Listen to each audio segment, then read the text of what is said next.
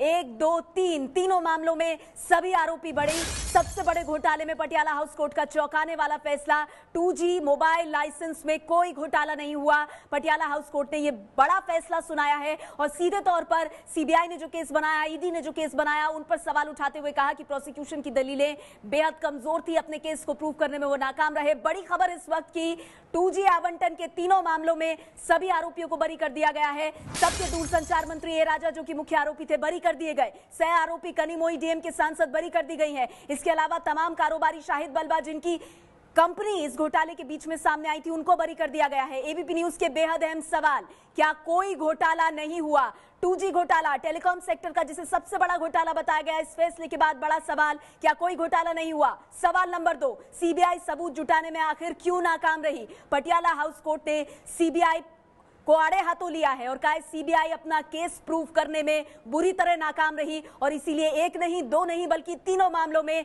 सभी आरोपियों को बरी कर दिया गया है। हमारा सबसे बड़ा सवाल, क्या 2G घोटाला हुआ ही नहीं? आइए इस केस से जुड़ी बड़ी बातें आपको जल्दी से बता दें। पटियाला हाउस कोर्ट की दहलीज से एक बहुत बड़ा फैसला आया है, इस साल का सबसे बड़ा और चौंकाने वाला फैसला। 2G घोटाले के सभी केसेस में सभी आरोपियों को बरी कर दिया गया है। तत्कालीन दूरसंचार मंत्री ए राजा और डीएम के सांसद कनिमोई समेत सभी आरोपियों को क्लीन चिट मिल गई है, वो बरी हो गए हैं। कोर्ट ने कहा दोष साबित करने के लिए सबूत नहीं है।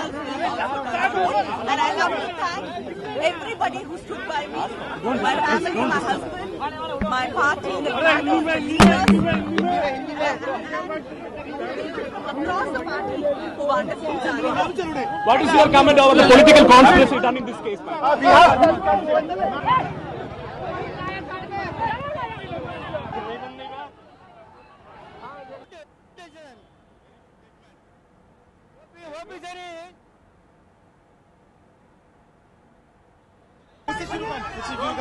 अदालत से बरी होने के बाद कनिमोई बाहर आ गई है, अपने समर्थकों से घिरी हुई है। आप देख सकते हैं चेहरे पर उनके खुशी नजर आ रही है। अपने समर्थकों को देखकर बेहद सकते हैं, जितने भी समर्थक हैं उनको हाथ हिला के उनका अभिनंदन स्वीकार कर रही है। चेहरे पर बेहद खुशी और एक संतोष का भाव आप यहाँ पर साफ देख सकते हैं कनिमोई के चेहरे पर। जैसे ही अदालत ने अपना फैसला सुनाया, सभी आरोपियों को बरी किया। समर्थकों ने खुशियां मनानी शुरू कर दी, लड्डू बांटने शुरू कर दिए और जो झंडे हैं उसके साथ वो यहाँ पर नारेबाजी कर रहे हैं, लड्डू बांट रहे हैं। तो बेहद उत्साह का माहौल, जश्न का माहौल पटियाला हाउस अदालत के बाहर शुरू हो गया है। और हम सीधे रुख करना चाहेंगे अंकित का। अंकित, क्या जानकारी? नेहा इस वक्त हमारे साथ मौजूद है ए राजा के वकील मनु शर्मा। मनु, क्या कहा जाए, आपके जो है जो मुवक्किल थे उनके ऊपर आरोप था कि उन्होंने गलत तरीके से लाइसेंस बांटे और इसी वजह से जेल भी जाना पड़ा था, उसके बाद में जमानत मिली थी, लेकिन आज बरी कर दिया कोर्ट ने। देखिए, हाँ, किसी भी बड़े मुकदमे में समय लगता है, मगर सच्चाई अल्टीमेटली सामने आई जाती है। वही इस मुकदमे में भी हुआ है।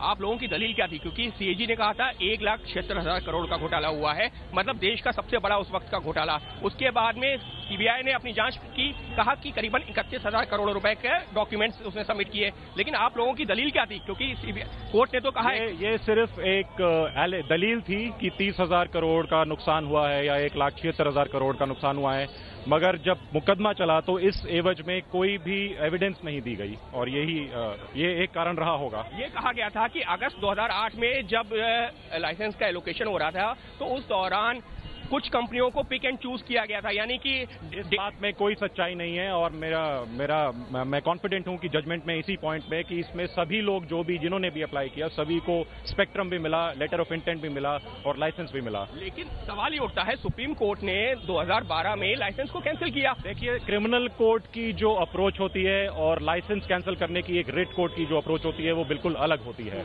तो ये क्रिमिनल कोर्ट की अप्रोच के हिसाब से ये मुकदमा नहीं बनता। लेकिन सवाल यहाँ पर लीगली